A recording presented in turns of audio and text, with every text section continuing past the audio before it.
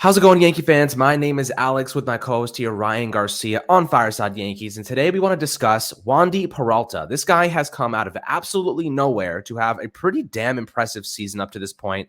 I tell you what, I did not see him being this productive, this efficient on the mound. He's been super, super solid for this team. Yesterday against Boston, showed out. Did a really good job against Houston a couple weeks ago. So, this is a guy who's elevated his game, taken really full advantage of an opportunity with the best team in baseball, and he's become one of our more reliable bullpen arms. And I really am excited to discuss him, what he's able to accomplish this season, and hopefully what he can do the rest of the campaign down the stretch. But Ryan, before we dive into Wandy Peralta, how do you do today, my friend?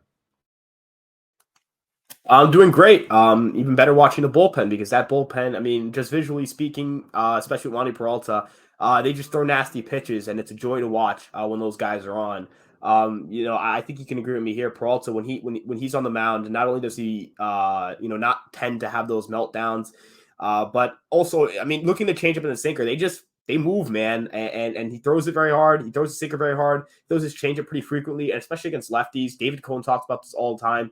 Lefties rarely see lefty changeups because why would you throw a lefty changeup? Why do that? Well, Peralta has taken it to a whole new level, throwing his changeup more than any other pitch, almost 50% of the time, and it's been a successful pitch. Batters hit 190 against it. He has a 41.7% whiff rate. His sinker's really good. He throws it really hard, gets ground balls in it.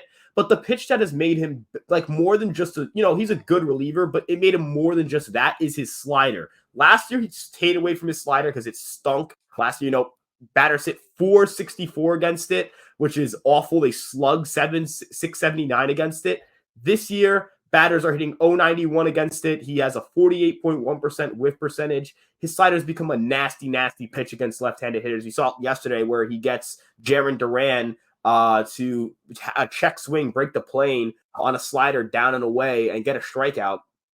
It's a nasty weapon to have. It's a nice third pitch to have. It keeps him unpredictable since, now hitters can't try to make the adjustment of, okay, he's throwing his changeup and sinker. Let's stay down and away. Or for lefties, let's try to get our bat head, keep it close to our body and swing down and in. Peralta's now giving you different angles. He throws his sinker at such a steep angle. I've talked about vertical approach angle on this channel a lot. That's just how steep you're throwing the ball when the ball crosses the plate. Is that a steep angle or is that a flat angle, right? Wandy Peralta's throwing his at a negative 6.33 vertical approach angle. The steeper, the better. Anything between 6 to 7 degrees in the negative side is remarkable for sinkers.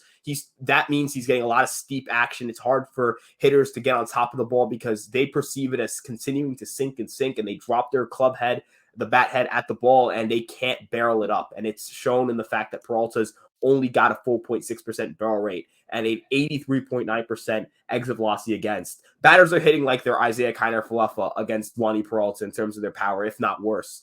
And that's made him such a great reliever this year and such an asset for the Yankees. Yeah, what I love most about him is how he's changed his pitch sequence up compared to last season, right?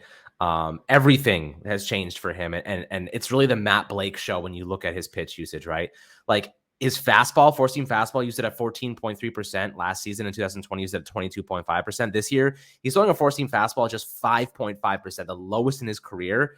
And then you look at his sinker. His sinker has now elevated from 22% last year to 37% this year, and his changeup is still maintaining at about 47%. So, the sinker changeup combo has been a really interesting one, as you alluded to. Opposing hitters are hitting 179 off his sinker, which is damn impressive. He struck out 17 batters using that changeup, which is, like you said, a really weird pitch. Like changeup against lefty batters is really intriguing. It's generated 17 strikeouts, more than any other pitch. So pretty exciting there. Getting 95 miles an hour on a sinker, pretty solid velocity. And overall, I'm just really, really impressed by Wandy Peralta as a whole. At 30 years old, last year kind of spent partial seasons with the Yankees and San Francisco Giants. But I don't know what it is, dude, but players that were struggling on other teams before come over to the Yankees and immediately just become so much better. Had a 5.40 ERA with San Francisco and then a 2.95 with the Yankees. Smaller sample size with San Francisco, but still, like, started off kind of weak, traded him to the Yankees, and then suddenly was a pretty adequate player the rest of the campaign. And Still gets a good amount of strikeouts. Hasn't given up basically any home runs this year, generating a 56% ground ball rate, which is absurd, courtesy of that really good sinker. But what do you see his role being down the stretch here? What do you see his role being as a middle inning relief guy, a setup man in the 8th inning? Like, do you think he's a reliable guy in the postseason? I'm curious to hear your thoughts on that. Well, I think Wandy Peralta ends up as the 7th inning guy from here on out. I just don't see how the Yankees could justify putting anyone else unless Loizaga comes back and he's great, or Zach Britton comes back and he's great. Peralta's not going to lose his job to Chapman. Peralta's pitched much better than Chapman this year. The Yankees like Peralta a lot. You look at the changeup usage, right? In his career, it was 32.3%. But as a Yankee, since coming back from the injured list last year, because I don't know if you remember, but he was awful in his first stint with the Yankees, right? For the first couple months, he wasn't very good. And the reason was he was using his sliders, four-seam fastball, and those weren't good pitches. And ever since then, when he came back in early August, a 52.2% usage rate on that changeup. It's an 80 grade pitch, and he's using it a lot. And I think that's what's going to make him that 7th inning guy. He has a pitch that he can specialize. The Yankees have done great with optimizing pitchers and making them use their best pitch more and getting more comfortable on the mound. And again, unless Britton or Loizaga come back and just dominate, how could you justify taking out a guy who's been nothing but nails for you all year and doesn't give up the long ball? How could you take them out of their role for guys who are unproven or aren't pitching as well? That's a good question. Honestly, I'm not sure. I have no idea who the Yankees would utilize other than him. Obviously, you got like Ron Marinaccio coming back at some point from the dead arm issue. Hopefully, Jonathan Loizaga makes a full recovery. And I'll ask you this, actually. Like, if Jonathan Loizaga comes back and he starts looking like his old self, do you seem like more would you rely on him more so than Wandy Peralta, or do you think you just kind of roll with a hot hand at that point? I think he'll hot hand, and I think Loizaga, if he comes back healthy, I see him as the alternate closer. I see him and Holmes going, 8th inning, 9th inning, alternating. That's how I see it. Wandy Peralta, I don't think he's going to be mad if he comes into the 6th inning of a baseball game. In October baseball, you're not going to have Jameson Town face, Yordan Alvarez 3 times. Right? That's not happening. He could be pitching great. That's not happening, right? Especially with a 1-run or 2-run lead. That's definitely not happening. That's a spot where you throw in Wandy Peralta, right? This is a good problem to have, right? I just want to put that out there. People are going to be like, oh, but egos. There are no egos that are going to get hurt. Loizaga was never a long-time closer. He became more of the closer down the stretch last year, and I think he knows himself he has to earn it from Clay Holmes. Britton was not the closer for the New York Yankees. He relinquished being a great closer at Baltimore to be a setup guy for Aroldis Chapman in New York.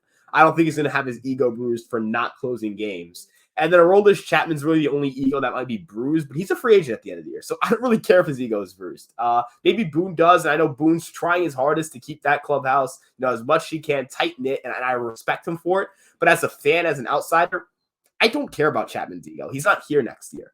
And if he is, that means he had a great year this year, and whatever they did with him worked.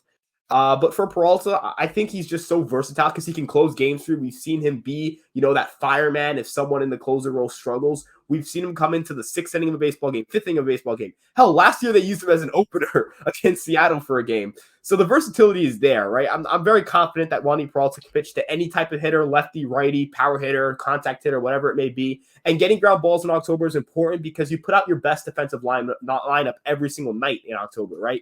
You put your best 9 guys out there every single day in October. It's not like in the regular season where you may have, you may have to have Glaber at shortstop once every now and then because something happened. You shifted some guys around or if there's an injury, right? But end of the day in October, your best guys are playing, your best defense is playing, your best team is playing, right? So you're going to get a lot of outs on ground balls. Peralta does that well. I would like to see him cut down the walk rate a little bit, but I don't really care because he gets so many ground balls that he turns to double plays. But ultimately he's too versatile for him to be someone that I'm concerned about if he has to pitch in the 6th inning instead of the 7th inning or the 5th inning instead of the 7th inning or close a game because the Yankees just need a guy to close a game. Yeah, look, that versatility is extremely valuable, and he's proven to be pretty healthy too, which is a knock on wood there. But I agree with you with the Aroldis Chapman point as well. Like, I don't give a crap about his ego. I mean, at the end of the day, he even said, like, Clay Holmes has earned it. He's been dominant. He's looked great. I mean, last night against Boston, dude came in and absolutely destroyed them. You know what I mean? Like, he looked fire. The fans were clapping and cheering, trying to get into his head. They were heckling him in the bullpen, and like, And the guy just came out with like he had earmuffs on and didn't hear it at all, and just completely embarrassed the Boston Red Sox lineup and closed that game with no problem. Like, there is no chance in hell Aroldis Chapman's winning that closing job back. So, and I think he knows that. You know what I mean? I think he also respects the fact that Clay Holmes is playing so well. And he even said, like, he earned it. I was once that guy that came in and stole that starting job away, or rather that closing job away. And I think like the ego, I don't really see it as much of an issue, because I think that Aroldis Chapman's old enough now and has experienced enough. He's won his World Series to understand that, like, sometimes you just got to give your teammate the credit and give your teammate like the opportunity. And if the Yankees go on to win a World Series this year, he'll still get his trophy. He'll still get the ring. So I think that, Chapman's role could expand into more of a setup type of role, or low leverage situation type of closer.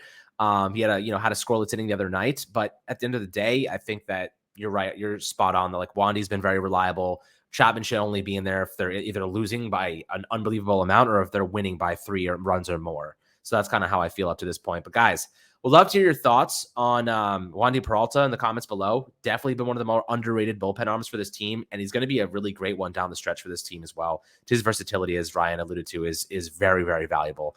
I hope you guys enjoy the video. Make sure to like and subscribe. As always, my friends, we'll catch you guys on the next Fireside Yankees episode.